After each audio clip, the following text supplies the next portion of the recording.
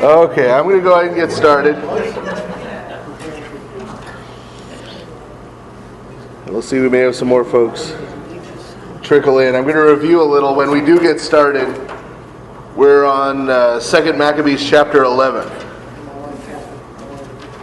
And Lord willing, we're going to get through chapter 15 is the last chapter of 2 Maccabees. So Lord willing, we're going to finish up 2 Maccabees tonight. And then next week start on 3 Maccabees. So far, we've seen the 2 Maccabees. The material it's covered has all been sort of from the beginning of 1 Maccabees. It's sort of taken, 1 Maccabees gave us this big overview of this period of history. 2 Maccabees has zoomed in on sort of the first part and on particular incidents that took place in the first part. And so last time in particular we saw some examples of the persecutions that the Jewish people faced under the Greeks who were trying to Hellenize them by force. We saw those events leading up to Antiochus Epiphanes defiling the temple, and then we saw sort of the judgment that came upon him afterwards, the kind of miserable, horrible death he ended up dying as a result of all the things he had done. And we also saw, of course, then the beginning of the revolt under Judas Maccabeus to try to render Judea independent of their Greek overlords. So, as we start tonight in chapter 11, we're after sort of the first few victories. Judas Maccabeus has had his first few victories. We're still pretty early in the revolution. The temple has been rededicated. We saw the beginning of Hanukkah. And so now, when we start here at chapter 11, he's going to be doing battle with Lysias, who's one of the king's generals. Did anybody have any questions left over from last time or anything they wanted to ask about before we get started? Okay. Let's go ahead then. Chapter 11, verse 1. Shortly afterward, Lysias, who was the king's guardian and kinsman, and in charge of the government, was greatly upset at what had happened, and gathered about 80,000 infantry and all his cavalry to come against the Jews. He purposed to make the city a home for Greeks, to levy taxes on the temple, as he did on the sacred places of the other nations, and to put the high priesthood up for sale every year. So, we've already seen that the high priesthood has been for sale for a while. Right? I mean, people have been bribing their way into becoming high priests. But previous to this, at least they waited until the old high priest died before they came and offered a bribe to become the new one. Well, now he says, hey, why not put in some term limits here and have it on a rotating basis? Whoever offers the biggest bribe each year. And also, of course, he wants to then tax the money that's going into the temple and the offerings that are going to the temple to get a piece of that. Does the outgoing high priest get retirement? No. If you get to live after you retire, you're doing pretty good in this kind of situation. Okay. So verse 4, he took no account at all of God's power, but was elated with his countless thousands of infantry and his thousands of cavalry, plus his 80 elephants. Thus he entered Judea, drew near Beth-zur, a fortified place about 20 miles from Jerusalem, and besieged it. We talked before in 1 Maccabees about how elephants were sort of the tanks of this period of history. Both because, obviously, they're physically powerful and very hard to kill without firearms, which of course they didn't have yet. And because, being a kind of exotic animal, your average person in Judea had never seen one before, so you have the frightening prospect of this weird beast charging at you. Verse 6, when Maccabeus and his men heard of this, that Lysias was besieging the strongholds, they and all the people begged the Lord with lamentations and tears to send a good angel to save Israel. Now you may have noticed some subtle differences in 2 Maccabees versus 1 Maccabees. 1 Maccabees, you don't get a lot of mention of Judas Maccabeus praying, doing any of these sorts of things. 2 Maccabees wants it to be be clear, right? The other second Maccabees, and as we've seen, he doesn't hide his opinions, right? He wants it to be clear that when Judas Maccabeus is successful, the reason he's successful is that he's on God's side, right? He wants that to be clear. And so there are, as we saw, when there were other times when the Jews weren't so successful, he wanted it to be clear that it was because they weren't on God's side. Okay, so he takes the extra effort to clarify that. So verse 7, Maccabeus himself was the first to bear arms, and he pleaded with the others to join with him in risking their lives to go help their brothers. Then they eagerly set out together. But in that place, while they were still near Jerusalem, a horseman appeared before them, clothed in white and brandishing a full armor of gold. Then together they all blessed the merciful God and were strengthened in heart, ready to bring damage not only on humans, but on the most savage of beasts or walls of iron. That's obviously an exaggeration. They're not going to go beat on an iron wall. But the idea is that they have this vision that God is in fact with them. And so since God is with them, they're not worried about wild beasts like elephants. They're not worried about whatever the enemy army has to offer. And together they all blessed the merciful God and were strengthened in heart. Verse 10, because the Lord had mercy on them, they advanced with their weapons, having with them their ally from heaven. They hurled themselves against the enemy like lions and overthrew 11,000 of them, as well as 1,600 cavalry, and forced all of them to flee. Most of them escaped wounded and naked, and Lysias himself escaped by a disgraceful flight. So the general ends up having to kind of sneak off in order to not get killed. So verse 13, but as Lysias was not lacking in intelligence, he discussed the loss that had happened to him. He realized the Hebrews were unconquerable because the Almighty God was their ally. Okay, so again, author of 2 Maccabees, Lysias isn't dumb. Right? He looks at this and says, there's something going on here. Right? Because I had the vastly superior military force compared to this little group of guerrillas, and yet somehow they won. So there is something of a spiritual nature going on here that's causing me to not be able to conquer them. So rather than like some of the kings we've read about just continuing to try to hammer at them, he thinks better of it. Verse 14, so he sent a message and persuaded them to settle everything on just terms. Moreover, perhaps he could also persuade the king and compel him to become their friend. Then Maccabeus agreed to everything Lysias urged, since he was concerned about what was best for all. For whatever Maccabeus gave to Lysias in writing concerning the Jews, the king granted. So Lysias decides he's going to be the go-between and try and make peace between Judas Maccabeus and the rebels and the Greek king. Okay. Probably because if he'd gone and put down the rebellion, the king would have been grateful. Right? Probably would have awarded him. Well, that didn't work out so good. Well, maybe if I broker peace and end the rebellion that way, right, then the king will bestow gifts on me and be grateful. So verse 16, 4 letters were written to the Jews from Lysias, encompassing the following. Lysias, to the people of the Jews, greetings. John and Absalom, who are sent by you, have given us your signed communication and asked about the matters addressed in it. Accordingly, I reported to the king whatever was necessary to bring him, and he granted whatever was possible. If you will keep your goodwill toward the government, I will try in the future to promote your welfare. So in behalf of these things and their details, I have ordered that these men and my representatives confer with you. Farewell, the 148th year, the 24th of Dioscorinthus. Remember the 148th year, all the dates are dated from the time when Alexander the Great died. When Alexander the Great died and his various generals began ruling various portions of the empire that he had conquered, that's when they start the dates. Yeah, so this is the 148th year of the Seleucid dynasty, right, that we talked about before. So verse 22, now the king's letters contain the following. King Antiochus to Lysias his brother, greetings. Since our father has departed to the gods, we desire the subjects of the kingdom be undisturbed in caring for their own affairs.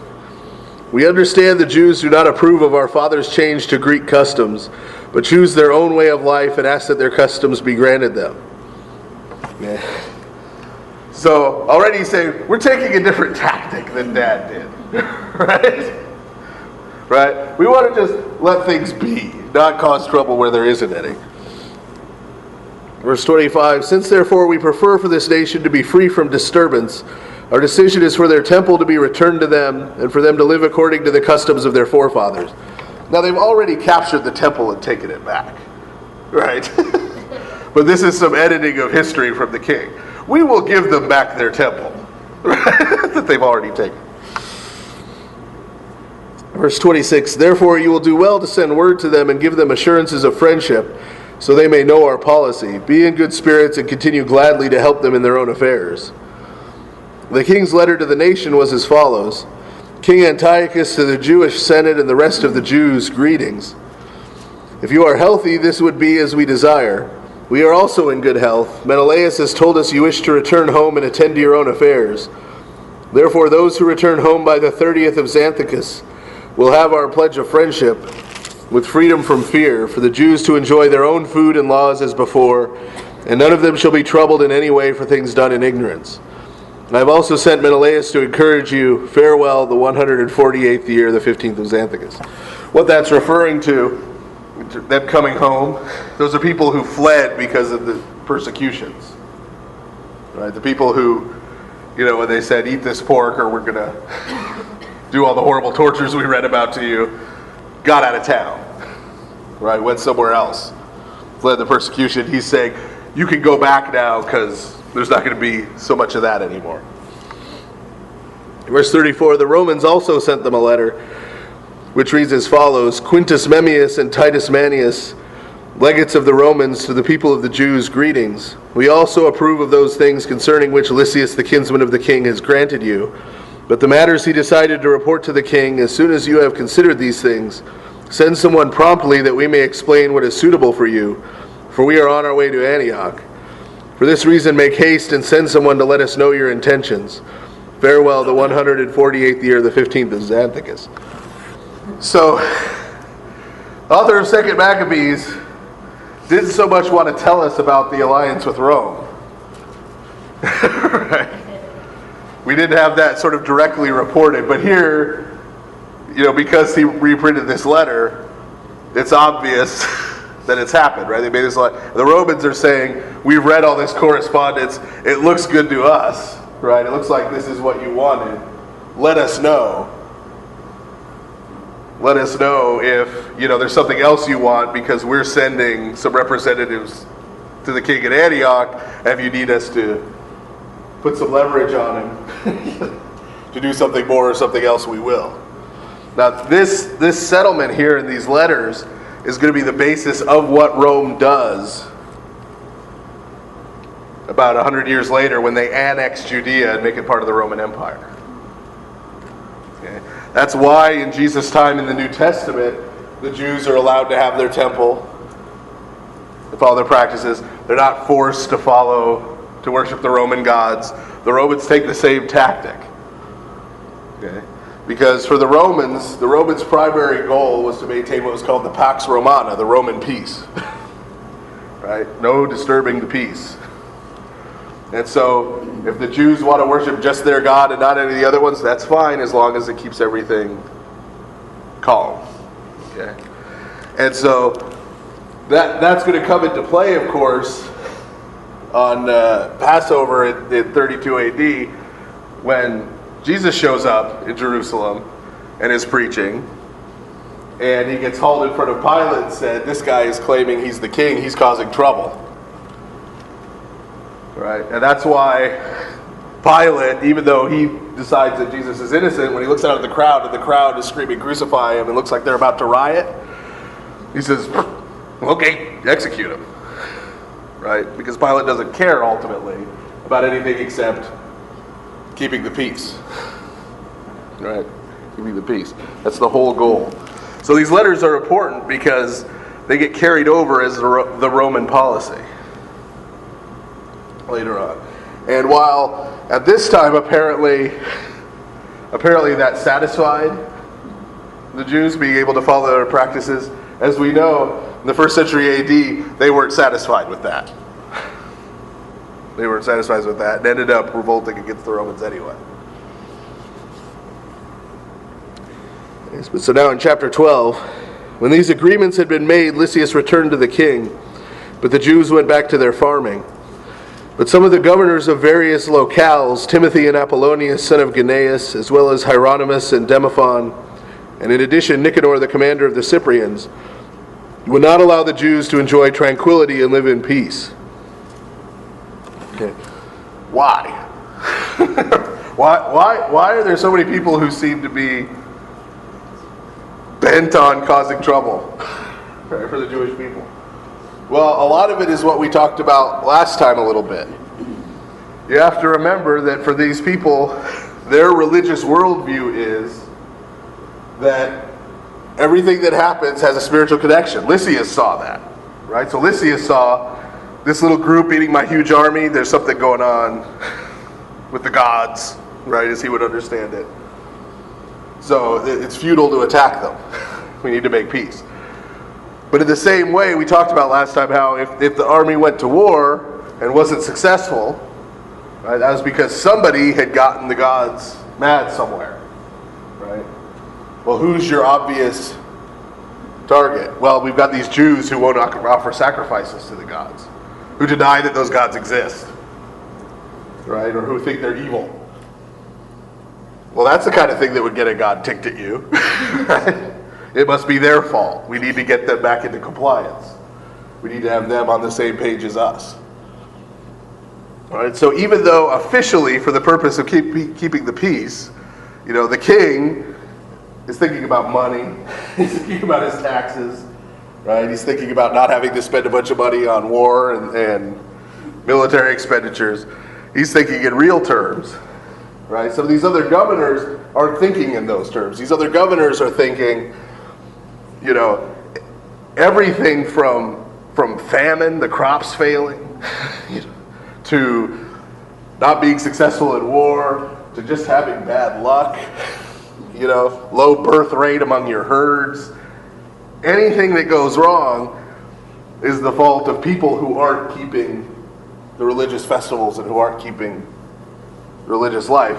And so, for all the neighboring peoples, the Jews are going to be a big target. So that's the main reason why these people keep coming and causing trouble, and don't just leave well enough alone. Like, why can't we just let them go and do their thing? We're very much that way now today. Just let everybody go and do whatever they want, and we'll all be happy and we'll all get along. They had a different view of the way the world functions than that. Right? So to them, the Jews not worshiping their gods, not following their rituals, not following their festivals, is throwing everything out of whack. Didn't the Jews sort of feel the same way? The difference is the Jews were wrong. Well, no, because the Jews believed that what happened to them was based on their relationship with God. Not somebody else's. Right, not somebody else's. Not somebody else's. Right? So for them, if Israel is doing what it's supposed to be doing, then Israel will be at peace and Israel will be happy. Okay? For the Greeks, right? For the gods to all be happy, because remember, the gods aren't real friendly, don't really care. I mean, the rituals aren't, to carry on this intimate personal relationship you have with Zeus, right? They're to kind of flatter Zeus and try and get him to do you favors, or to keep him from getting angry. Right? So, from their perspective, right, we need to get everybody there. The more people we have praying to Zeus for rain, the more rain we'll get. Right? Because we're just trying to manipulate it. We're trying to talk him into doing what we want. Okay, so it's a very different situation. Right? So the Jews would say to their pagan neighbor, right? Their pagan neighbor has his crops fail, right? Or he has a bunch of calves born deformed from his cattle. Okay. The pagan neighbor says to the Jew, "This is your fault. Because while we were all at the temple offering sacrifices to Demeter, the earth goddess, to have robust cattle, you were over at your temple praying to some other god. You weren't with us. This is your fault.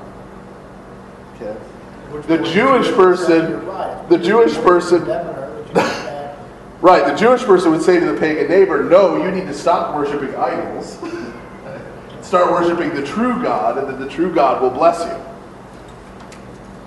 Right, so that's the different understanding. So for the pagan, he had, in order for him to be happy and be blessed and to have his life go okay, he had to try to force his Jewish neighbor into doing what he was doing. You see the difference? Yeah. Okay, so verse 3. Then the people of Joppa did so great and ungodly deed as this. They invited the Jews who lived among them, together with their wives and children, to embark on ships equipped for sea, as though they harbored no ill will toward them. Now this was done by the common vote of the city. But when the Jews welcomed this, wishing to live in peace and suspecting nothing, the men of Joppa took them out to sea and drowned at least 200 of them. So this is, in Greek city-states,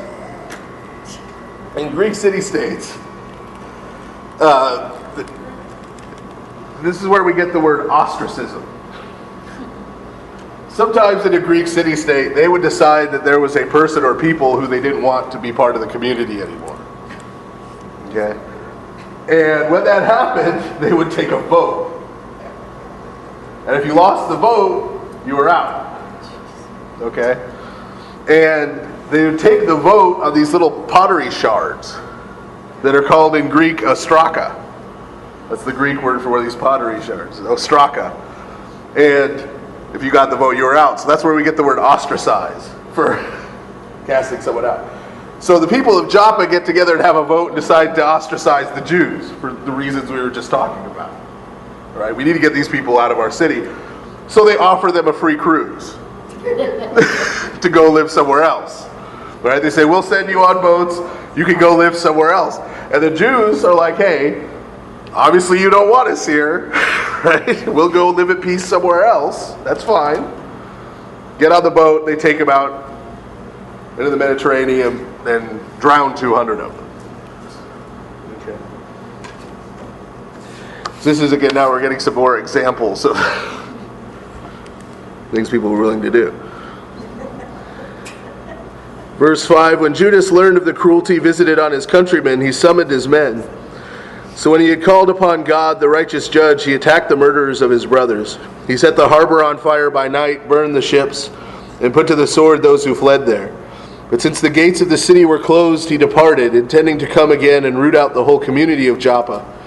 However, when he learned that the people in Jamnia intended to wipe out the Jews who were living among them in the same way, he attacked the Jamnian people by night and set the harbor and the fleet on fire.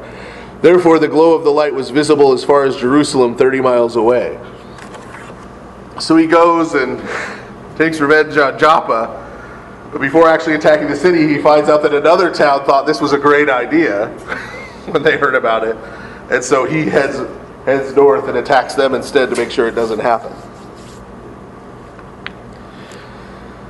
Verse 10, when they had gone about a mile from there on their march against Timothy, Arabs attacked him with no less than 5,000 infantry and 500 cavalry. After a strongly contested battle, Judas and his men, with God's help, were successful. The defeated nomads pleaded with Judas to grant them pledges of friendship. They promised to give him livestock and to benefit them in other ways. So Judas, supposing they could indeed be useful in varied ways, agreed to make peace with them. Then after he accepted their pledges, they returned to their tents. Okay, so while he's traveling, we talked about the Nabateans and the Idumeans who live in the desert in the south. Well, they make a living primarily by raiding caravans. Right, the caravans that are traveling from Egypt up along the coast and then going over to Mesopotamia or going up into Greece. And so they see Judas Maccabees' guerrilla band traveling through there, decide to raid in, and things don't go so well. That's basically what happens. And so they end up making peace with with Judas's group. Verse 13, he also attacked a certain town named Casbon, strongly fortified with earthworks and walls and inhabited by a mixed population of Gentiles. Those within it trusted in the security of the walls and their supply of provisions. They behaved very contemptuously toward Judas and his men, insulting them and even blaspheming and saying unlawful things. But Judas and his men called upon the great Lord of the world, who overthrew Jericho without battering rams or engines of war in the time of Joshua. Then Judas and his men assaulted the walls. They overpowered the city by the will of God and inflicted such indescribable slaughter that the adjoining lake, a quarter of a mile wide, seemed to be filled with blood. Okay, so even in 2nd Maccabees, even though 2nd Maccabees is definitely rooting for Judas Maccabeus, and there's no disguising it, you can see even here the beginning of the turn that the revolution is sort of taking here. It started out being about freedom to practice their ways. Now we've moved into revenge, right? And it's sort of like they're cussing me out, so I'll tell them. Right, and then it's they're blaspheming God. Yeah. Still, it is a little bit of an extreme punishment, isn't it? right, and so it's starting. The violence here is, you're seeing it starting to escalate. It's starting to turn into something else than what it originally started. Verse 17, from there they went 95 miles and continued on to Charax, to the Jews who were called Tubiani. They did not overtake Timothy in that region, for by then he had departed from there, without accomplishing anything. But in one place Timothy left a very strong garrison. Remember, Timothy is one of the king's generals.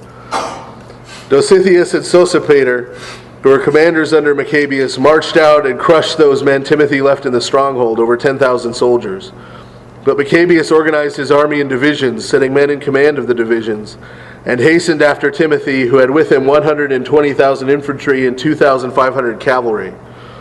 When Timothy learned of the approach of Judas, he sent the women and the children ahead with the baggage to a place called Carnaim, for that place was hard to attack and difficult to access because of the narrowness of all its places.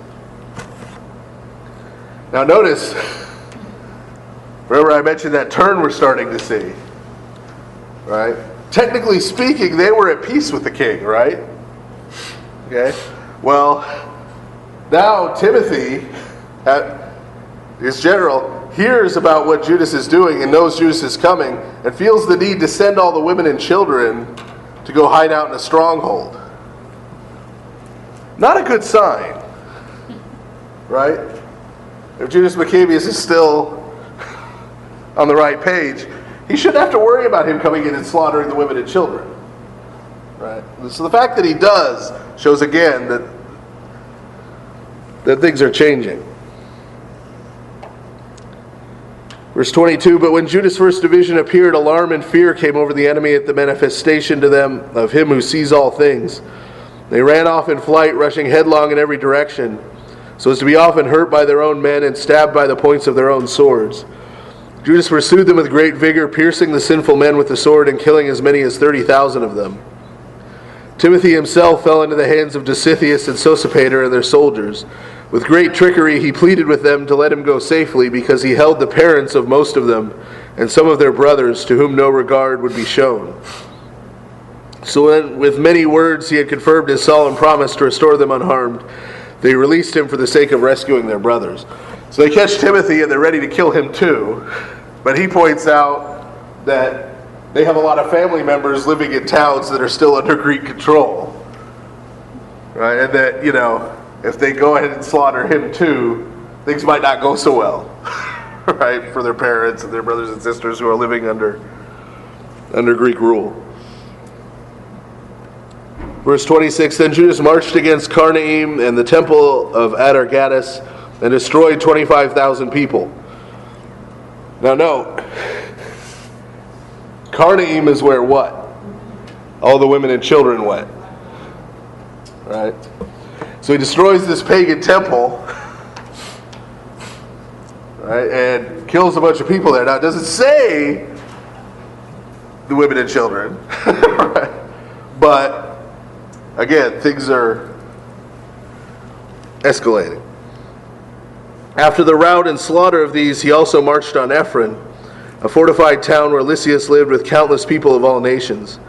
Strong young men were set as guards before the walls and fought mightily. Many provisions of war engines and missiles were stored there. But the Jews called upon the Lord, who with power crushes the strength of his enemies. Thus they took possession of the city and killed as many as 25,000 of those within it. Was Lysias their enemy the last time we saw him? He was the one who made peace, right? Moving away from Ephraim, they hurried on to Scythopolis, 75 miles from Jerusalem. But when the Jews who lived there testified to the goodwill the people of Scythopolis had shown them, and their civilized treatment of them in times of trouble, they thanked them and encouraged them also to be favorable to the Jewish race in the future. Then Judas and his men arrived at Jerusalem, the Feast of Weeks being close at hand. So they roll into Scythopolis ready to level it too, but the Jews there actually stick up for Greeks and say, hey, whoa, they treated us good. Right? They haven't done anything to us. There's no reason to come in here slaughtering people. Verse 32, after this feast, also called Pentecost, they marched against Gorgias, the governor of Idumea. He came out against them with 3,000 infantry and 400 cavalry. After they engaged in battle, it happened that a few of the Jews were killed. But a certain Dositheus, one of Bacanor's men, a man on horseback and a strong man, grabbed hold of Gorgias.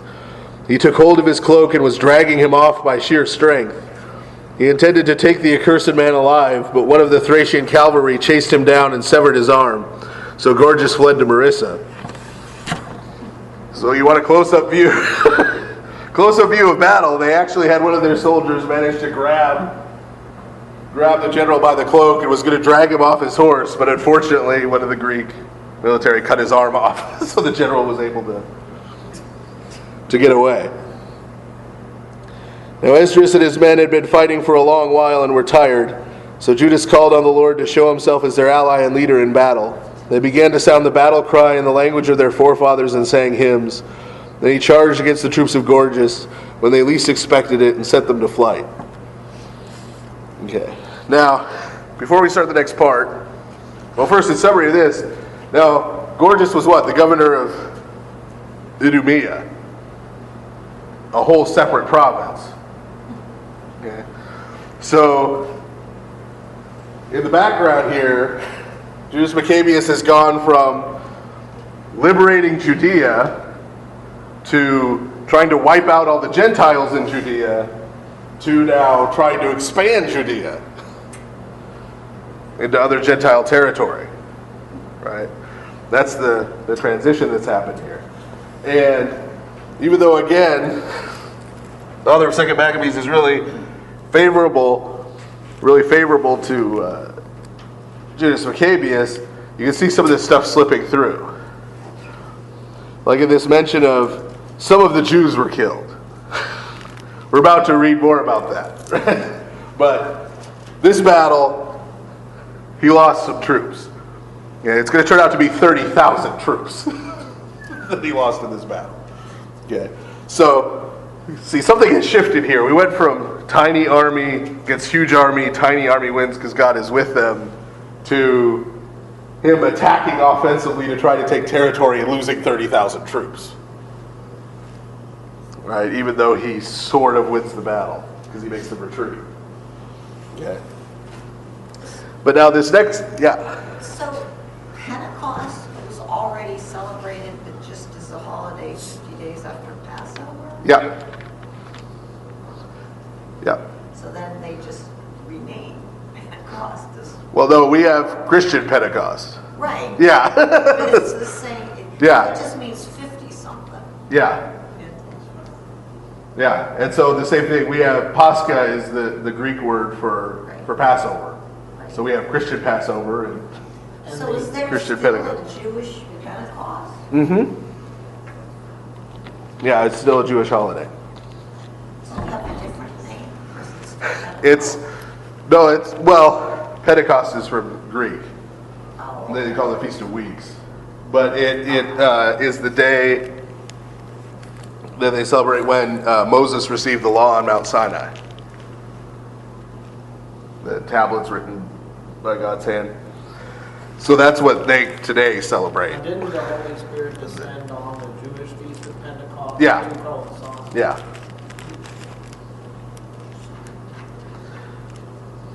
Okay. So this next passage we're about to read about these 30,000 guys who got killed. Okay. This passage, right by itself, is the reason why I have to distribute Bibles. For all these books that aren't in the Protestant Bibles that we usually get in America. Okay, we talked before about how there's this difference between the Hebrew list of books and the Greek list of books, and how at the time of the Protestant Reformation, in the 16th century and the 1500s, they were going back and forth because the oldest manuscripts available to them at that time of the Old Testament were Hebrew, because they didn't have the Greek Old Testament. What sort of sealed the deal in terms of which one they were going to go with, okay, is something that happens in this passage that we're about to read that they didn't like. Theologically. And so in order to get this passage out of the Bible, they went with the Hebrew list of books instead of the Greek and Latin and traditional Christian list of books. So this is an important passage. And it may not seem all that important when we first read it, but after we read it here, I'll talk about it a little more. Verse 38, Then Judas retrieved his army and entered the city of Adullam. As the 7th day was dawning, they purified themselves according to custom and spent the Sabbath there. So the battle ends and it's about to be the Sabbath day. Right? So they're not going to go and try and deal with the dead bodies on the Sabbath because dead bodies are unclean. Right? You can't touch anything unclean on the Sabbath. So they go and stay in this town for the Sabbath day. Verse 39, The following day, as was now necessary, Judas and his men left to gather up the bodies of those killed in battle, to bring them back to rest with their kindred in the tombs of their forefathers. But under the tunics of each of the dead, they uncovered sacred tokens of the Jamnian idols, which the Jews are forbidden by law to wear. So the reason these men died in battle became clear to everyone.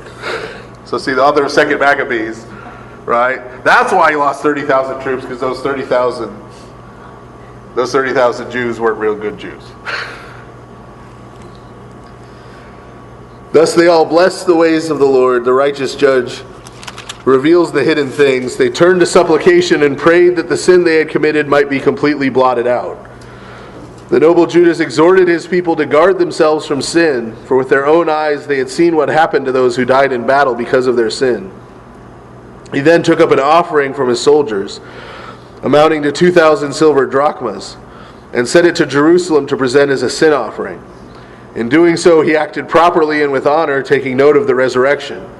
For if we were not looking for the resurrection of those fallen, it would have been utterly foolish to pray for the departed. But since he was looking to the reward of splendor laid up for those who repose in godliness, it was a holy and godly purpose. Thus he made atonement for the fallen so as to set them free from their transgression. I read that you might have, those of you familiar with Protestantism might have keyed in on what it was that they had a problem with. But in case you didn't, okay, here is what started the Protestant Reformation. Okay, we know a little at least about how the Roman Catholic Church and the Orthodox Church split in 1054. Okay. Until 1517, there was one church in Western Europe, and that was the Roman Catholic Church. At the beginning of the 16th century, the early 1500s, then Pope Julius, was in the process of rebuilding St. Peter's Basilica. So if you've seen pictures of it now, there's the huge courtyard with the statues of the apostles up above. He was in the process of building that, having those statues commissioned. That required a lot of money. Okay. Over the course of the Middle Ages, a certain theology had developed after the split between the Orthodox Church and the Roman Catholic Church. The Roman Catholic Church, in trying to understand the relationship between people confessing their sins to a priest and doing penance here on earth, and Jesus dying to forgive our sins, came up with this idea that every time we sin, there's two types of guilt. Okay? There's eternal guilt, meaning the guilt we have before God for having sinned against God. And then there's what's called temporal guilt, or guilt in this world. That's guilt we have for having sinned against our fellow human beings. And so, in Roman Catholic theology, when Christ died on the cross, right, he took care of the eternal guilt. He took care of our guilt before God. But that leaves our temporal guilt in this world that we need to take care of. Okay. And the way we take care of that after we've sinned is essentially by working it off. By doing penance. Right? By doing some penance that's assigned to you when you confess whatever that sin is.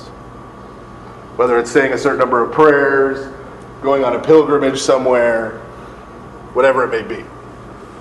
Okay? In order to get into heaven, in Roman Catholic theology, in order to get into heaven, you have to have zero guilt on your account. Okay? You can't be guilty of any sins. You have to have not only have had Christ pay for the eternal guilt, but you have to have worked off all the temporal guilt. Right? And you have to have worked up a certain amount of what's called merit. You have to have done a certain number of good things, too. Right? So not only do you have to have all the sin cleared up, but you also have to have done a certain amount of good deeds. Okay? And those good deeds can sort of help pay off for the guilt, too. Okay? Now, they came to the idea that the saints, then, what makes them saints, is that they not only did they take care of all their sins, and not only did they do all the good deeds and good things they needed to get into heaven, right? But the saints actually did extra, right? Like they get into heaven and they still have extra good deeds laying around. Okay, they have extra good deeds laying around, and so these extra good deeds that the saints have laying around get sort of bundled together in what's called in Roman Catholic theology the treasury of the merits of the saints. Okay? It's sort of this excess, all these excess credit. And in Roman Catholic theology, the Pope, since the Pope has the keys of the kingdom to forgive sins, the Pope is the one who can dole out those extra good deeds. So you may ask, since I just said, to get into heaven, you have to have taken care of all that guilt and you have to have all those good deeds. What happens if a Christian person is a good Christian person, in good standing in the church, if they die and they've still got some of that guilt around to work off, and or they haven't quite been good enough to get into heaven? What happens then? Well, in about the 1200s, in Roman Catholic theology, they came up with the idea that in addition to heaven and hell, there's this place called purgatory. And so if you're one of those good Christian people who didn't quite make the cut, for whatever reason, instead of going to heaven, you don't go to hell, you go to purgatory. And purgatory is kind of hell-ish, right? It's kind of like hell light, right? And you go there and you work off whatever you've got left to work out. Right? However many days, months, years, thousands of years that you need to still work off. You go and do that in purgatory. And then eventually, once all that's taken care of, you get to go to heaven. Okay? So remember, Pope has all these extra good deeds laying around. So he can get people out of purgatory early. Right? So back to our friend Pope Julius, the beginning of the 16th century, needs a whole lot of money, right, to help rebuild St. Peter's Basilica. He decides if people, well, don't be so crass, Becky. He decides that if people are so kind-hearted as to make generous donations to the church, then in response, as a gift, he can give them some time off purgatory, right? Give them some spare forgiveness. Okay. Is that indulgences? And when one of those is issued, that's called an indulgence. They are still, and this is current Roman Catholic theology. They're not allowed to sell them anymore. But the Pope does still give indulgences. In the year 2000, for example, there was an archway in Rome that if you went and you walked under, you would get a plenary indulgence, meaning you started back at square zero, anything you've done before that. Yeah, I have a friend who has this certificate. from His Holiness the Pope. If you're not a Catholic and you walk through the archway, do you still get forgiven? Do you still get a certificate? I think probably. But so this, obviously you can see how this quickly gets really abused. Okay? And in particular, in Germany, there's a fellow going around with the last name Tetzel, who even wrote a little song. Right? That every time a coin in the coffer rings, a soul from purgatory springs. And this guy would go to people who just had a loved one die and say, you don't want them suffering in purgatory all this time, do you? Doesn't have to, right? Make a donation. He sold life insurance. Make death insurance. Make a donation, and we can get them out. Okay. This really irritates a monk named Martin Luther. Okay.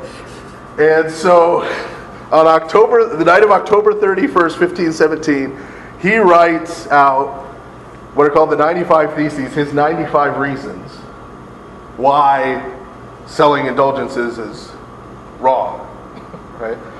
And goes and nails it to the door of the cathedral in Wittenberg, Germany. That's the day before All Saints' Day in the West, when everyone was going to come to church for the feast, so everyone would see it. This gets him in trouble with the Pope, gets him excommunicated, and you have the Lutherans and then the Calvinists and then all the other Protestant denominations. Okay? So now, Martin Luther is translating the Bible into German.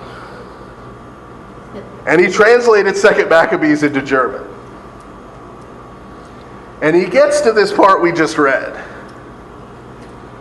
where Judas Maccabeus goes out after this battle and he finds these dead soldiers that are wearing these pagan magic amulets that were supposed to protect them in battle.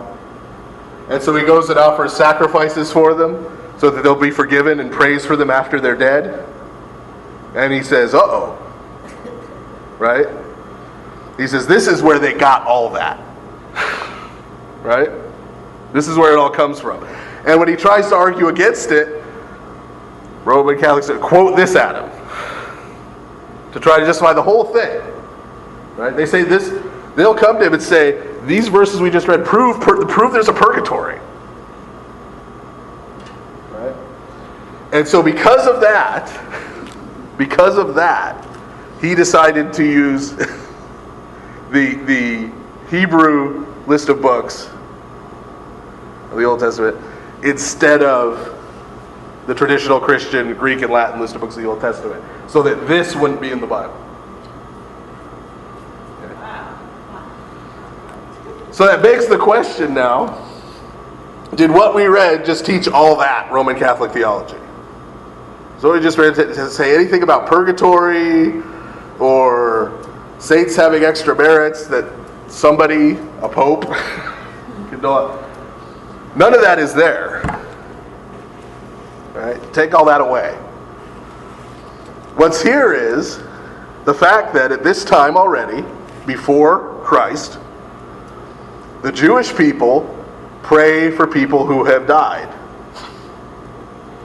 And the author of 2 Maccabees tells us why they pray for people who have died. Not to get them out of purgatory, right? Not because they have some guilt, right? He says he prays for them because they believe in the resurrection, right? Meaning they believe that these people who have died are one day going to rise again and be judged by God. Okay? And so, just like anyone facing that judgment, I can pray for them, that God would have mercy on them for their sins, even sins in particular like this, right? When the time of that judgment comes. Okay? And Christians, without all that elaborate, weird theology, right, just took over this practice. When the apostles were Jews, they prayed for their deceased relatives. When they became Christians, they didn't stop. Right? This was just continuity. They just continued doing what they were already doing. Because, of course, they still believed in the resurrection. They had seen it. Okay, Judas Maccabeus, the resurrection was a new theoretical thing, theologically. Right? St. Peter, St. John, they saw Jesus rise from the dead. They believed in the resurrection. So why would they stop? Why would they stop praying for their deceased loved ones? Okay. It doesn't require all of that theology and superstructure. It's not open to abuse, right? Unless we add all this stuff. Okay. And this is what in 1276 at the Council of Lyon. It's not an Orthodox council, it's a Roman Catholic council. The Roman Catholic Church and the Orthodox Church came very close to getting back together. But one of the big sticking points was exactly this business with purgatory. Exactly this business with purgatory. And St. Mark of Ephesus, who's an important Orthodox saint, he's considered one of the pillars of Orthodoxy, was one of the ones who stood up and just said, no, this doesn't make any sense. This is right. The reason we pray for our departed loved ones is, number one, we always have, going back not just to the apostles, but going back into the Old Testament. Okay. And number two, because we believe in the resurrection. It's that easy. You don't need any of that other stuff. You don't need any of that other stuff. And even to this day, Hasidic Jews and some other Jewish groups continue to pray for their deceased loved ones the same way we do. They do. They didn't believe in an afterlife. Well, that's why some sects, the oldest, like the Hasidic, the very strict, still do. The more secularized Jews don't. A lot of them don't believe in the afterlife. That's why. They don't believe in the resurrection. So why would they? Right? Still do. And I'll add, Jewish sects continue, if you go to the Holy Land, to go on pilgrimages to the tombs of deceased rabbis to ask the rabbis to pray for them. So this isn't something, as Martin Luther thought. I mean, there was a whole lot that got made up in the Middle Ages about this, obviously, that I just went over. Okay, but this wasn't something that praying for deceased people isn't something that they invented in the Middle Ages. It goes all the way back. Yeah. Does anybody have any questions about that before we? Sure. Why? Well, I know you went over this once, but That's okay. Why did the Hebrew Bibles that they had up until they started getting the Greek Bibles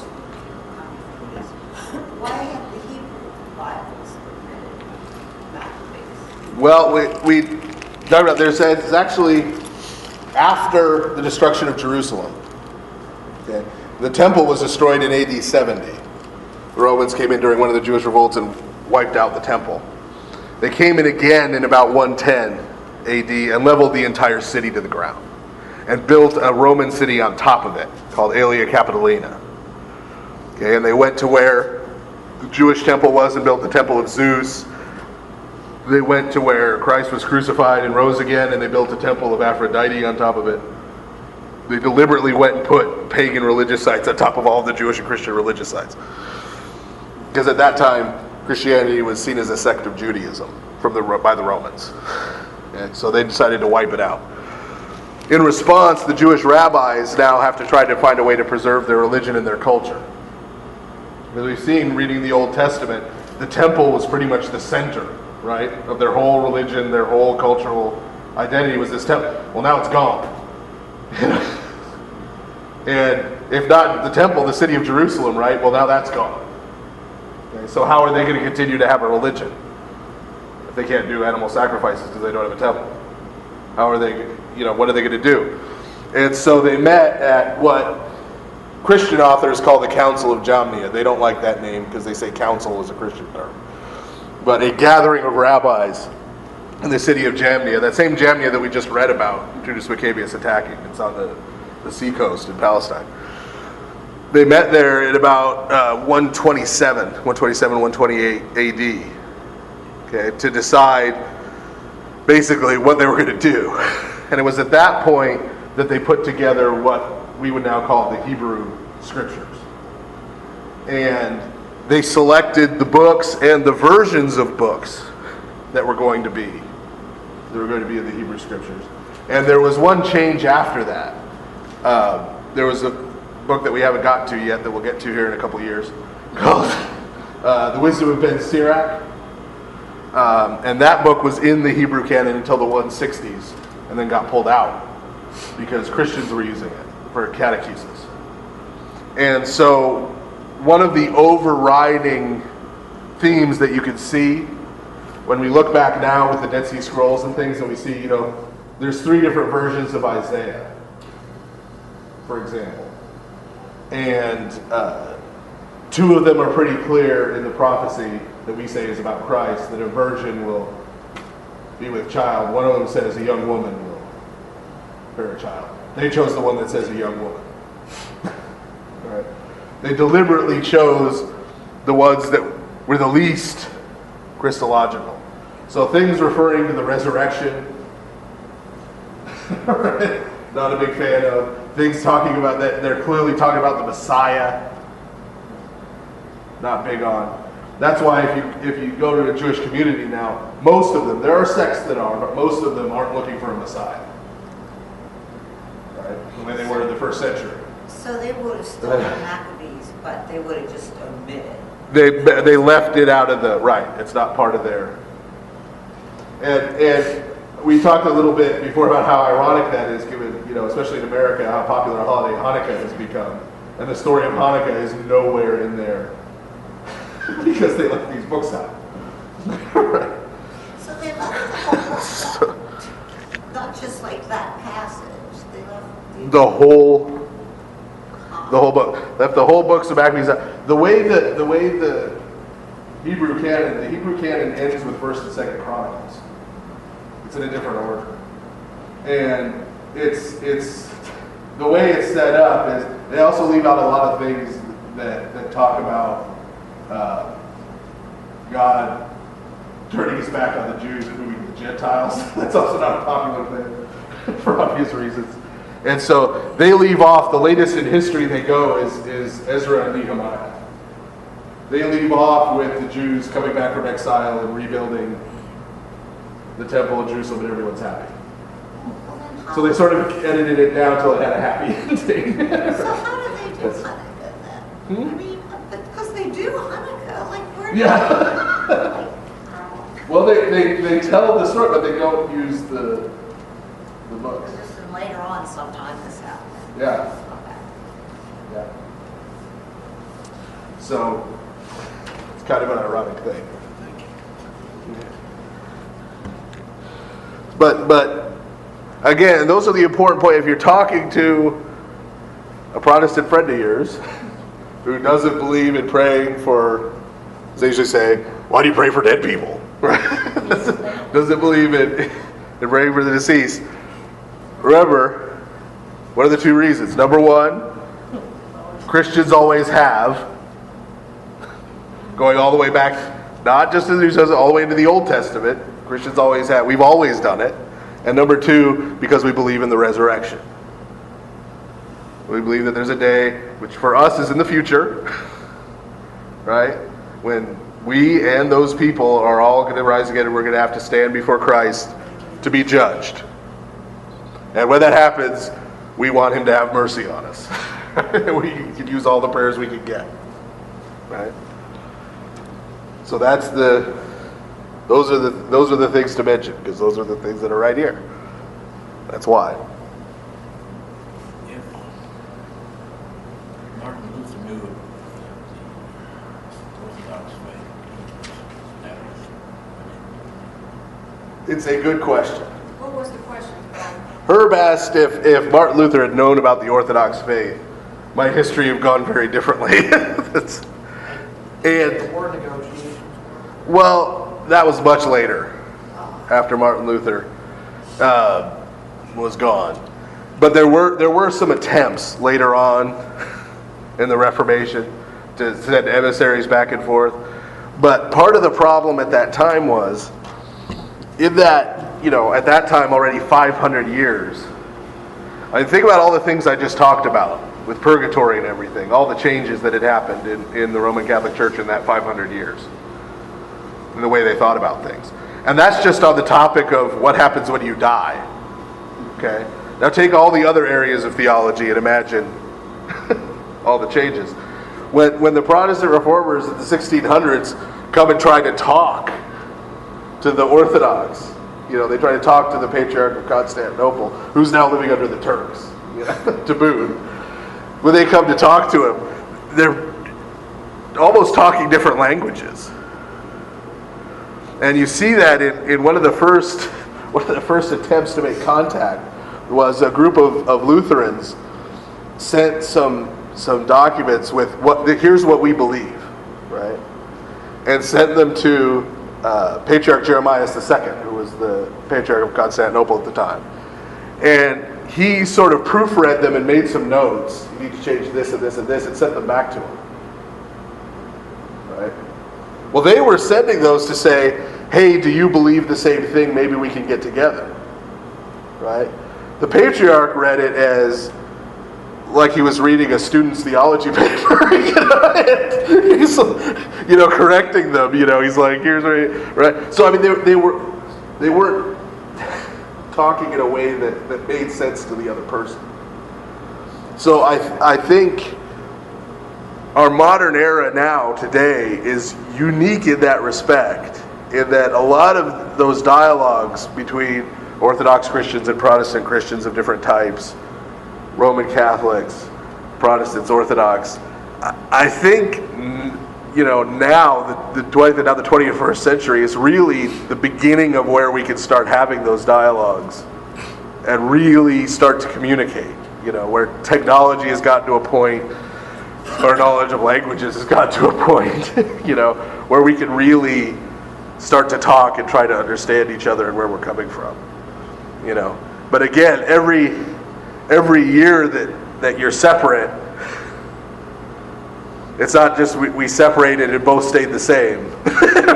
It's separated and every year it's separated, it's harder. Yeah, it gets harder to come. There's more and more differences that have to get overcome and talked through. So, Did a similar thing happen with the Church of England? yeah. Well, there have actually, the Church of England, several interesting things have happened. There have been different dissident groups in the Church of England too, like the non-jurists who got in touch with the Patriarch of Moscow at a couple points and were trying to come back into it. That's where a lot of the Western Rite, the Antiochian Archdiocese and Rokor, the Russian Orthodox Church outside of Russia, are the two jurisdictions that have Western Rite Orthodox churches. Western Rite are their Orthodox churches, but the liturgy they use is the old Western liturgy from before the split. They use the old Roman liturgy, and that that idea came out of those talks between the Russians and the non-jurists, and between the primarily that it wasn't primarily with the Roman Catholics. It was primarily with the Anglican community that does. I've heard that there is there are these groups called continuing Anglicans. Yeah. They hold to the original traditions of Anglican Church. There's one group that I heard about that took the filioque out. Yeah, there's he was mentioning there's a group of Anglicans who have taken the filioque, the part of the Nicene Creed that's different in the West, out. Lutherans in Europe don't use it either. They stopped using it too a few years ago. So, like I said, this last period of time, we've really entered a period of time where we can start discussing these things and really understand each other. And so progress is starting to be made on some of these things that hasn't been made for centuries. St. Vladimir Express is, I don't know if they've done a third book, or they've at least done 2 books on dialogues between Methodists, Wesleyans, people from various Wesleyan churches, and Orthodox. Yeah. Comparing theology and finding that there's really great, in the spirituality, there's a tremendous similarity. Yeah. That, I mean, that, even in some ways they're more like us than the Roman Catholics.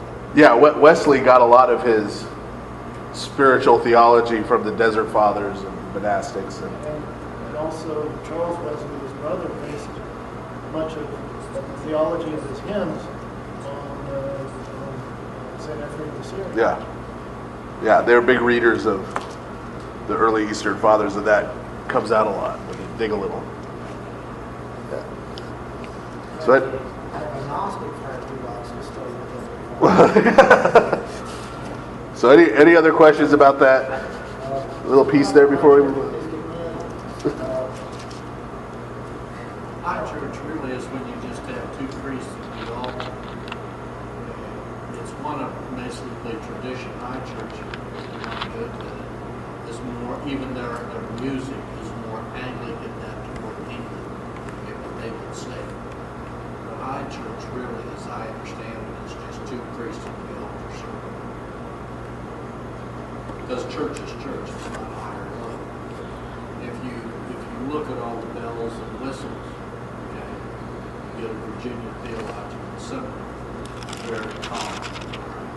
But if you go to the other places, which they can incorporate in their liturgy, you might consider a high church with the incense and the cross and all that. That's okay. Okay, so chapter 13. In the 149th year, Judas and his men got word that Antiochus Eupator was marching against Judea with a huge army, and with him his guardian Lysias, who was in charge of the government. Each of them had a Greek army of 110,000 infantry, 5,300 horsemen, 22 elephants, and 300 chariots armed with scythes. Now first,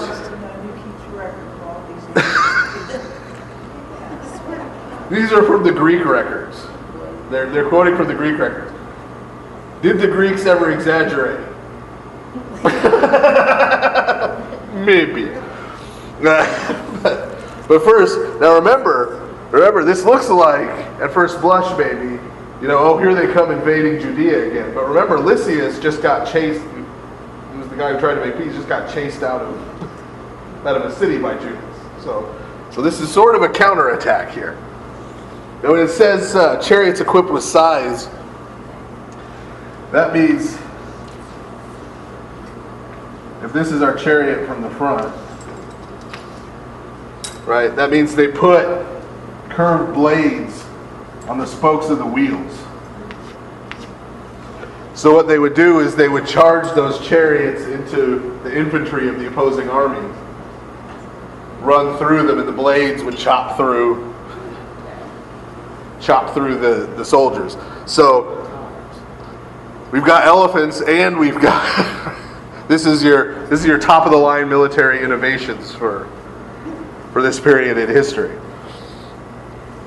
And pretty brutal. So verse 3, Menelaus also joined forces with them. It was a great irony that he encouraged Antiochus, not for the preservation of his homeland, but for his expectation to be established in authority. But the king of kings aroused anger in Antiochus against this sinful man. So when Lysias pointed out that this man was the cause of all the trouble, he commanded them to take him to Berea, to put him to death as was the custom there. For there is a tower in that place 50 cubits high and filled with ashes. It also has a contrivance continuing around it on all sides that inclines steeply into the ashes. There they all shove anyone guilty of sacrilege or who has done excessive evils to their destruction. Thus, so Menelaus, remember, is our sort of treacherous Jewish friend who's always causing trouble. So they have this big tower full of ash that they essentially shove people into, so they drown and sink down into the ashes. Verse 7, thus it happened that Menelaus the lawbreaker died by such a destiny. He was even deprived of a burial in the ground. He's sort of buried in the ashes. Now this was altogether just, for since he committed many sins against the sacred altar, whose fire and ashes were holy, he should get death for himself in ashes. So again, our author of 2 Maccabees, not shy about sharing his opinion of these men. Verse 9, the king was coming with barbarous arrogance to face the Jews with things far worse than anything done by his father. But when Judas learned of this, he charged the people to call upon the Lord day and night, asking him to help them now as he had formerly. For they were about to be deprived of their law, their homeland, and their temple. They prayed he would not allow the people who had just begun a new life to fall into the hands of the blaspheming Gentiles. After they all made the same petition together and constantly implored the merciful Lord with weeping, fasting, and prostrations for 3 days, Judas encouraged them and commanded them to stand firm. Then he consulted privately with the elders and determined to march out, to let the matter be decided by the help of God before the king's army could enter Judea and take possession of the city. So he has to make a decision, right? This huge army is coming to Jerusalem. The decision he has to make is, do I stay here in the city inside the walls and they'll come and lay siege, right? And I try and wait them out.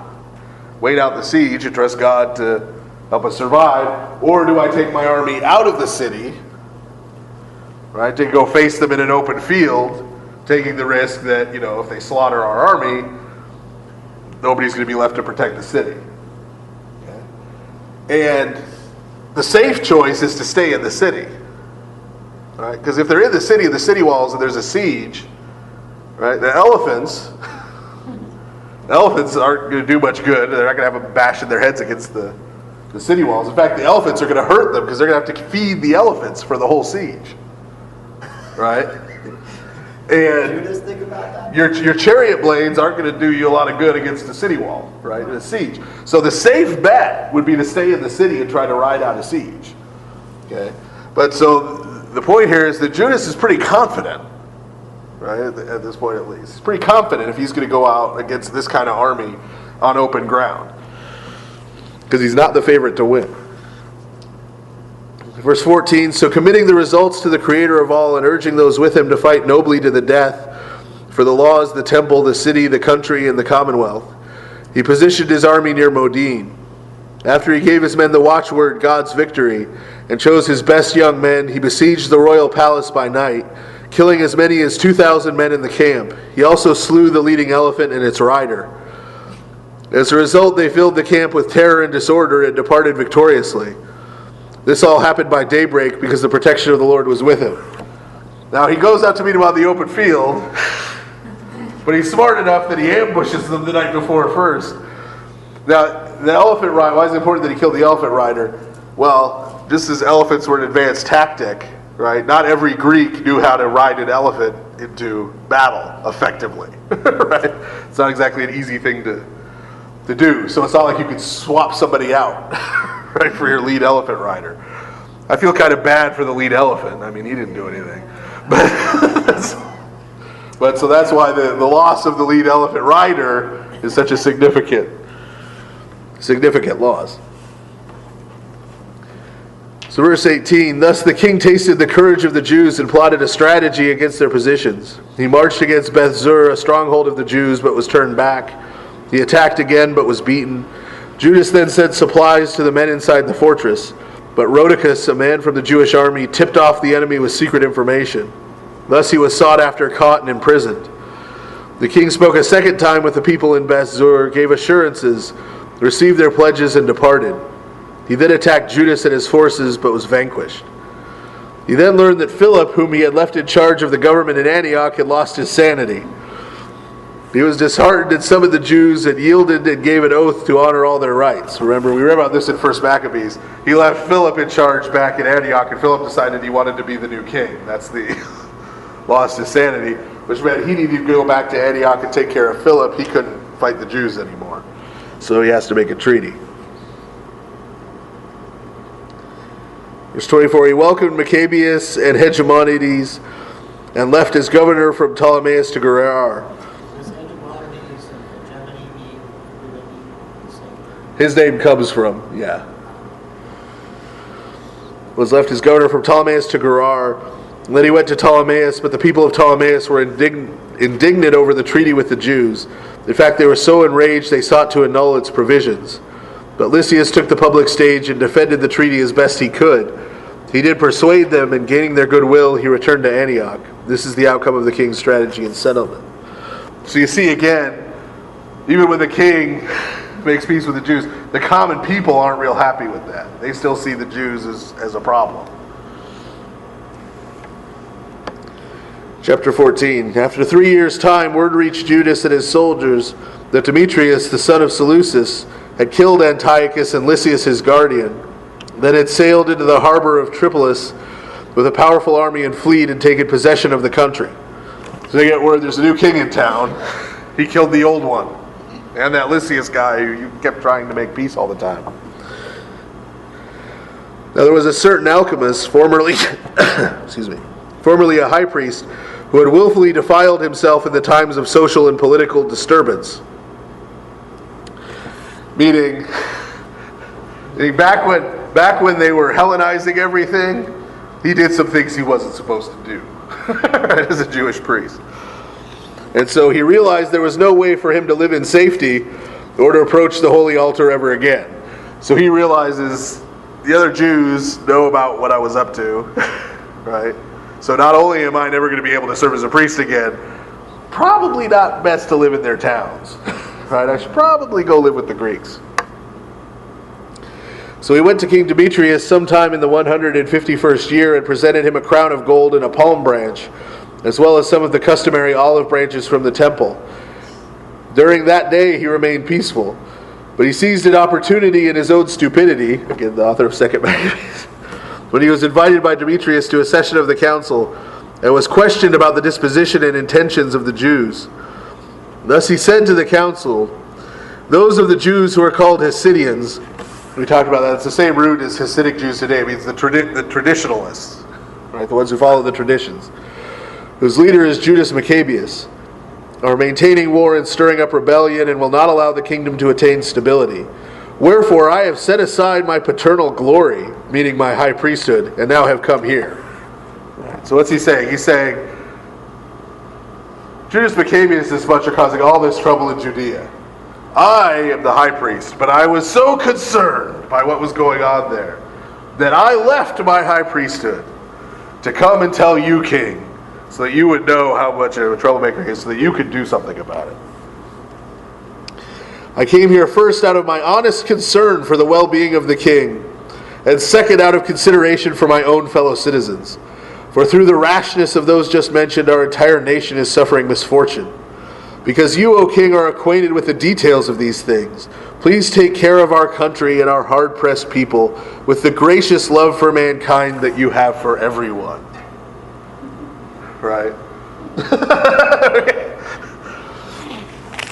Smooth talker. For as long as Judas is alive, it will be impossible for the government to experience peace. Okay, well, what's he cruising for? He's cruising to get made high priest again.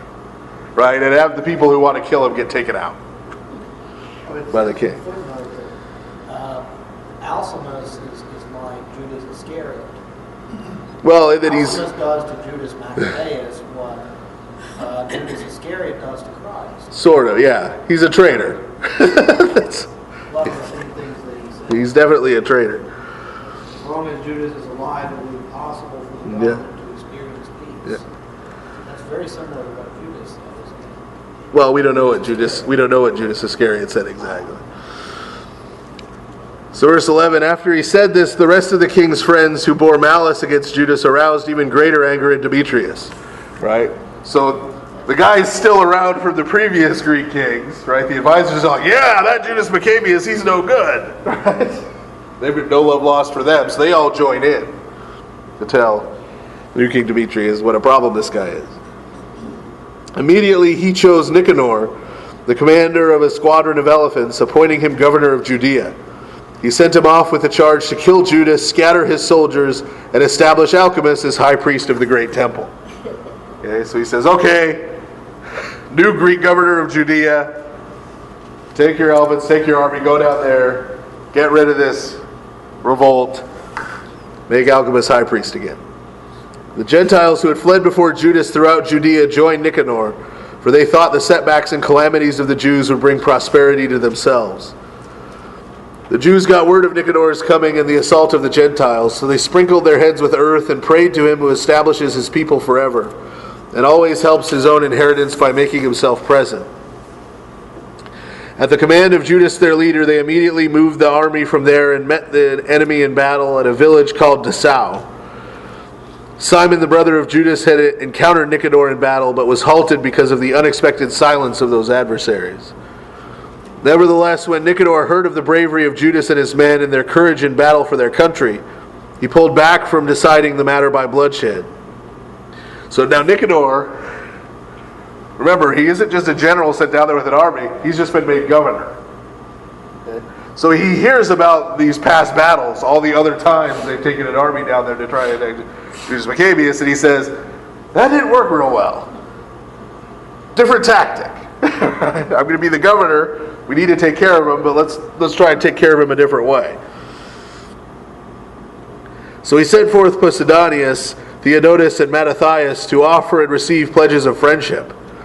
After an extensive investigation of the terms, the leader communicated the terms to the people, and it appeared they were of one mind, and they agreed to the treaty.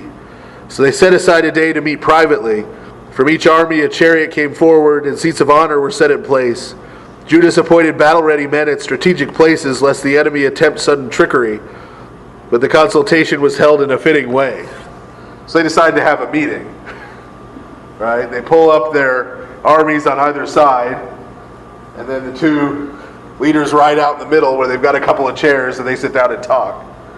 And points out that Judas had some guys hiding in the bushes, just in case things went wrong. Nicanor remained in Jerusalem and did nothing improper, but he dismissed the crowd of people that had gathered. He also kept Judas in his presence continually, for he was heartily attached to the man. He encouraged him to marry and have children. Thus Judas got married, settled down, and lived a normal life. So he decides he's the governor. He takes care of him a different way, right? We no longer have Judas running around the countryside with his army burning cities down and destroying pagan temples. Now he's married, has kids. He's settled down. Verse 26, when Alchemist became aware of their goodwill for each other, he took the treaty that was made and went to King Demetrius. He told him Nicanor was disloyal to the government since he had appointed Judas, the plotter against the kingdom, to be his successor. Okay, so Alchemist says, well, I didn't want them to make friends, right? That was not his goal. So he takes the treaty to the king and accuses Nicanor of being a traitor. The king became enraged, provoked by the false accusations of that depraved man. He wrote to Nicanor that he was most displeased with the treaty and ordered him to send Maccabeus as a prisoner to Antioch at once. When this message reached Nicanor, he was upset and very grieved that he had to break the agreement when the man had not done wrong. But since he could not act in opposition to the king, he watched for a strategic opportunity to carry out the command. Maccabeus noticed that Nicanor was becoming more harsh in his treatment of him and more rude when they met than was customary. Judas decided Nicanor's sour behavior was not at all propitious, so he gathered up a good number of his men and hid from him. So Nicanor says, well, I guess I gotta send him up there. Starts looking for an opportunity. Judas detects that something's amiss, right, with Nicanor. and heads back into the woods with some of his military men. Verse 31, when Nicanor realized he had been boldly outmaneuvered by the band, he went to the great and holy temple and found the priests offering the customary sacrifices. He commanded them to hand him over. They declared under oath that they did not know the whereabouts of the man he sought. So Nicanor stretched out his right hand toward the temple and swore this oath: if you will not hand over Judas to me as a prisoner, I will raze this shrine of God to the ground, destroy the altar, and erect in this place a splendid temple to Dionysus. After he said this, he departed. Then the priests reached out their hands to heaven, calling upon the everlasting defender of our nation, saying, O Lord of all, while you have need of nothing, you are pleased to have a temple for your dwelling in our midst. Now then, O Holy One, O Lord of all holiness, preserve forever undefiled this house so recently purified. So they're saying, we just got it back. Right? We just got it back and rededicated it. Okay, so he swears, I'm going to level it, I'm going to put a temple to one of the Greek gods. Verse 37, Rhasis was one of the elders of Jerusalem and was denounced before Nicanor as a man who loved his fellow citizens, a man held in high esteem and called a father of the Jews because of his goodwill. For in past times when there was isolation from the Gentiles, he was brought to judgment for practicing the Jewish religion. With all zeal he risked his life, body and soul for his religion. We saw just how much they were risking their life by continuing to practice Judaism. Nicanor wished to make obvious his ill will for the Jews, so he sent more than 500 soldiers to arrest Rhasis.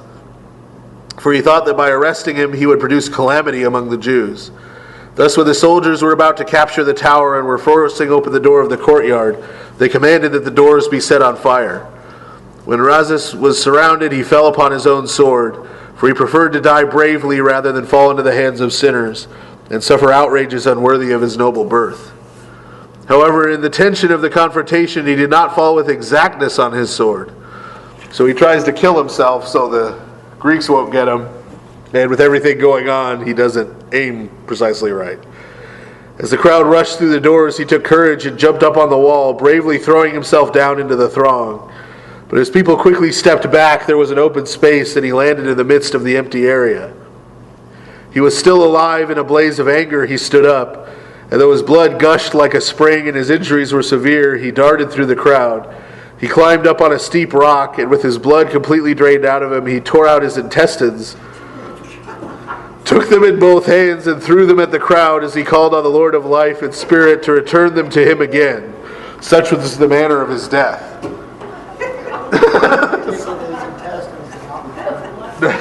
Well, in the resurrection, that's the idea. That's the idea.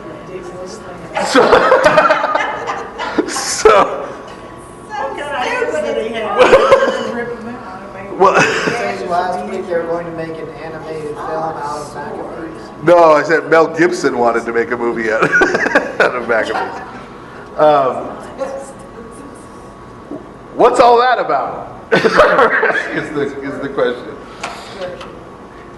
The idea is that, well, first he tries to just kill himself, right? So that he won't, because we saw how the Greeks deal with people who they're going to execute. So he tries to kill himself. He realizes, he's wounded himself horribly, right, in his stomach, but he's not dead, okay? So he apparently decides that he needs to rally the Jewish people against this indignity. So first he tries to climb up someplace really high to get people's attention and jump, and the crowd sort of parts. So he lands on the ground and just gets injured worse. Okay. So he's injured worse. Still doesn't want to get caught by the Greeks. So he goes out onto this rock and reaches into his wounds and rips himself open to kill himself. But the idea, what he says at the end, is the important part as he kills himself, right? Is that he trusts in God to restore him again, right? The idea that he believes in the resurrection, right? So he's trying to say, yes, you Greeks can come and murder me now, right? But God will give me my life back, and I trust him with it. Even though it's kind of a gruesome and gory way to testify to that. And not recommended for repetition, by the way. Just, there is no go and do likewise under this. I was kind of wondering, Did the we Orthodox not approach get to from the suicide Greeks is a that little the bit soul different. is immortal on their thinking?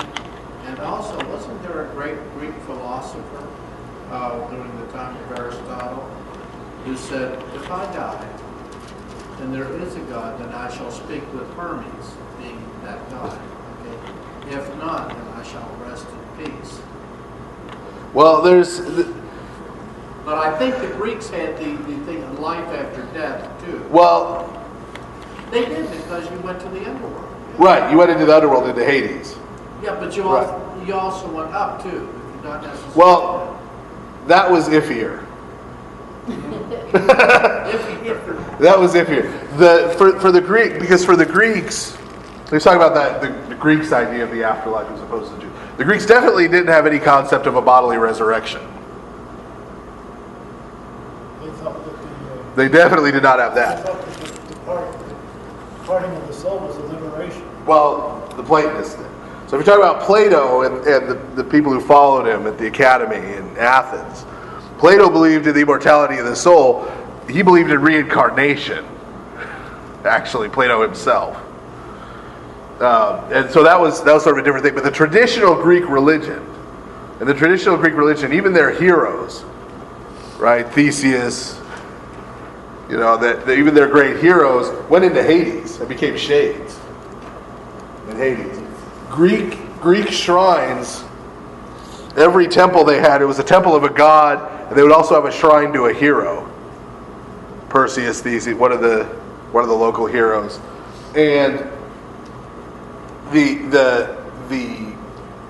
butcher the meat and take the meat and the leather, and the meat and the leather would get sold for people to eat and use. They burned the bones for the god as an offering to the god because they're useless. And they took all the blood and they poured the blood out at the shrine of the hero into the ground because they believed that what kept the shades of the heroes alive was consuming life blood from the living. They're sort of like vampire ghosts.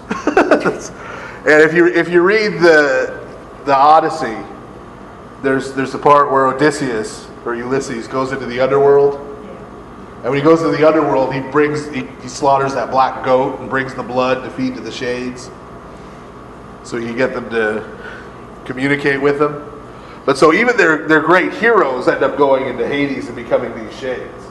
Now there's sort of this outside chance that really important people, usually who start out quasi-divine in the first place, like a Hercules, maybe a Roman emperor, right?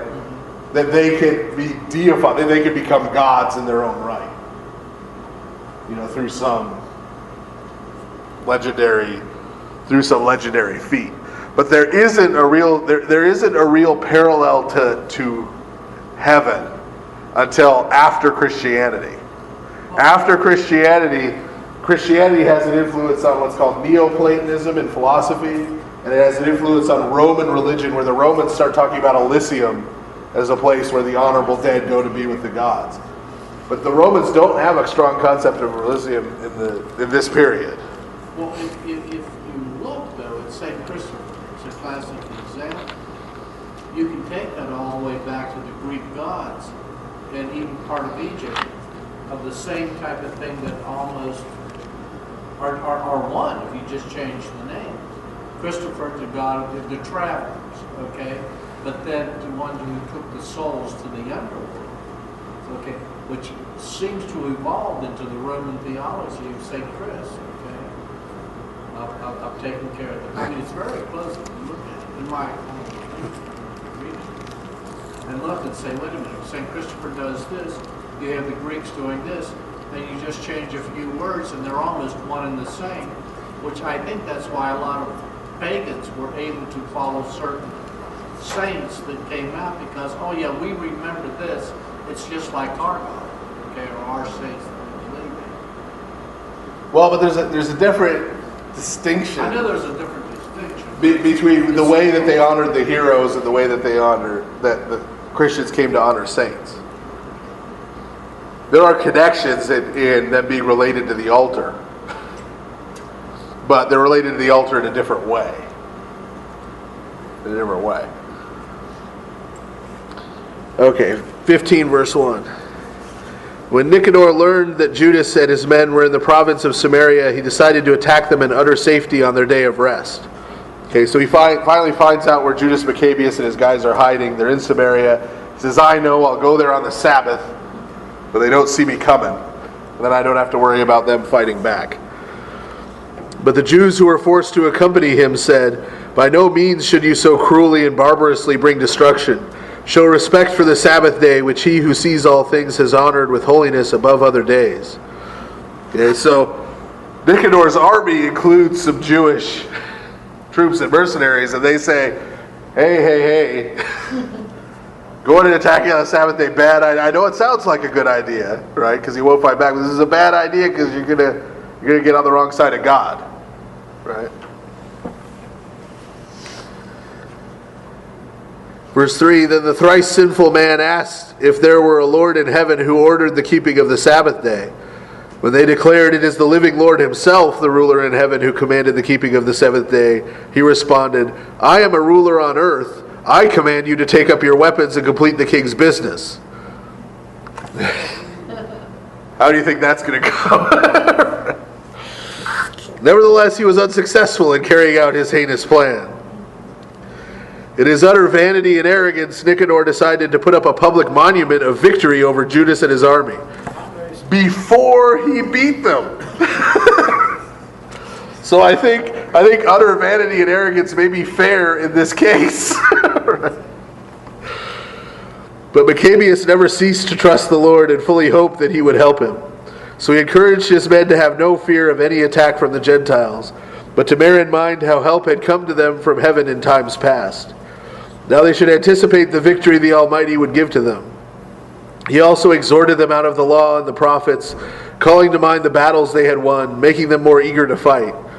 Then after he revived their courage, he gave his commands, and at the same time emphasized the Gentiles' faithlessness and their failure to keep their oaths. So he issued each of them armor, not so much of the surety of shields and spears, as with the encouragement of courageous speech. Then he inspired them all by telling about a dream, a kind of vision worthy of believing. The vision he saw was this. Onias, who had been high priest, remember Onias back at the beginning of the he was the last good high priest that they had. A true gentleman of modest and noble manner, one well spoken and from childhood formed in all that pertains to virtue, was praying with hands outstretched for the whole nation of the Jews. Slight pause. This is the other half of that passage we talked so much about. Right? Onias, remember, is dead. But what's he doing? He's praying for the people. Okay? So you have both on the one side praying for the deceased that God would have mercy on them, and you have the holy people who have deceased praying for those who are still alive here. Verse 13, then in the same manner another man appeared, distinguished by his gray hair and glory, having about him a certain astonishing and majestic preeminence. Onias then spoke, saying, this is Jeremiah, the prophet of God, a man who loves his brothers and prays fervently for the people in the holy city. Stretching forth his right hand, Jeremiah gave a sword of gold to Judas. As he presented it to him, he addressed him as follows, take this sacred sword, a gift from God, by which you will strike down your enemies. Encouraged by Judas' words, a man so good and able in stirring up virtue and courage in the souls of young men, they determined not to plan out a campaign. Instead, they would wage war bravely at once, deciding the matter with hand-to-hand combat with all manliness, because the city, the sanctuary, and the temple were at risk. So he gets them so fired up with his speech and telling you about this vision, they decide not to plan battle strategy and just go in and hit him. Okay? Let's go. Everybody's fired up. Their main concern was not first for wives and children, or even for brothers and relatives. Their greatest fear was for the consecrated temple, and for those who remained in the city, They were distressed and worried about the conflict in the open country. Everyone was now living in suspense over the outcome of the war. The enemy was nearby, their army was prepared for battle, and their elephants were strategically positioned, and the cavalry was deployed on the flanks. Maccabees noted carefully the great masses before him, the variety of their armaments and the savageness of the elephants. So he reached out his hands toward heaven and called on the Lord, the wonder-worker. For he knew it is not by weapons alone, but by the Lord's decision that victory is won by those worthy of it. Thus he cried out to him in the following manner, O Lord, in the time of Hezekiah, the king of Judea, you sent your angel, and he killed as many as 185,000 in the camp of Sennacherib.